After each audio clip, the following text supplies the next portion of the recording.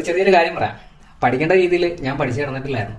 Plus ടുവിന് ഞാൻ നല്ല രീതിയിൽ പൊട്ടിയ ഒരു വ്യക്തിയായിരുന്നു. പ്ലസ് ടുവിന് എല്ലാവരും ഡി ഗ്രേഡ് മേടിച്ചാൽ തോക്കുന്നതെങ്കിൽ ഞാൻ മേടിച്ചത് ഇ ഗ്രേഡ് ആയിരുന്നു. ലോകത്ത് ഇന്ന് വരെ അങ്ങനെ ഒരു ഗ്രേഡ് ആരും മേടിച്ച് കാണത്തില്ല. ഇംഗ്ലീഷും പൊളിറ്റിക്സ് സയൻസും എനിക്ക് നല്ല രീതിയിൽ അങ്ങ് പോയിട്ടുണ്ടായിരുന്നു. പിന്നെ തോറ്റു കൊടുക്കുക ഒട്ടും മനസ്സിലാത്തത് കൊണ്ട് മാത്രം ഞാനത് എഴുതിയെടുത്തു. അങ്ങനെ ജയിച്ച സർട്ടിഫിക്കറ്റ് ഞാൻ മേടിക്കാൻ പോയപ്പോൾ എൻ്റെ ടീച്ചർ എന്നോട് ചോദിച്ചു, തോറ്റ സർട്ടിഫിക്കറ്റ് അല്ലേ നിനക്കുള്ളത്, ഞാനത് എടുത്തിട്ട് തരാം. എന്ന് വെച്ചാൽ ടീച്ചർക്ക് പോലും വിശ്വാസമില്ലായിരുന്നു ഞാൻ പ്ലസ് ടു ജയിച്ചെന്നുള്ളൊരു കാര്യം.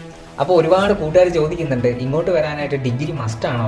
അപ്പോൾ എനിക്ക് പറയാനുള്ളത്, ഡിഗ്രി നമുക്ക് മസ്റ്റ് അല്ല. നമുക്ക് പ്ലസ് ടു ക്വാളിഫിക്കേഷൻ ഉണ്ടെങ്കിലും യൂറോപ്പ് എന്ന് പറയുന്ന രാജ്യത്തോട്ട് നമുക്ക് വരാൻ കഴിയും.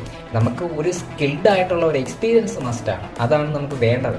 ആ ഒരു സ്കിൽഡ് നമുക്ക് ഏത് മേഖലയിലും നമുക്ക് എടുക്കാൻ പറ്റും. ബിൽഡിങ്, അതുപോലെ തന്നെ പ്ലംബിങ്, പെയിന്റിങ്, CNC ഓപ്പറേറ്റർ, അങ്ങനെ ഏത് മേഖലയിലായിക്കോട്ടെ നിങ്ങൾക്ക് ആ ഒരു കോഴ്സിന്റെ സർട്ടിഫിക്കറ്റും ഉണ്ടെങ്കിൽ നിങ്ങൾക്ക് ധൈര്യമായിട്ട് കയറി വരാം. പിന്നെ ഇതൊന്നും ഇല്ലാതെ തന്നെ കയറി വരാൻ പറ്റുന്ന ഒരു മേഖലയാണ് അൺസ്കിൽഡ് വേക്കൻസി എന്ന് പറയുന്നത്.